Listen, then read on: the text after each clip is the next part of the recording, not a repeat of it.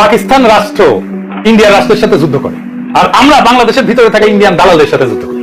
এটাই তফাৎ।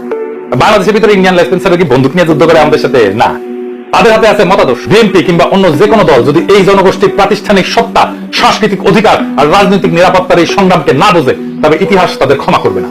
এই সংগ্রাম কোন দলের একার না, এটা পুরো জাতির আত্মরক্ষার সংগ্রাম।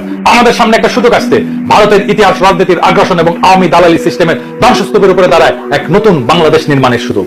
এই অভিযাত্রায় ভারতের রাজনৈতিক আকাঙ্ক্ষার বিরুদ্ধে স্পষ্ট অবস্থান নিতে হবে।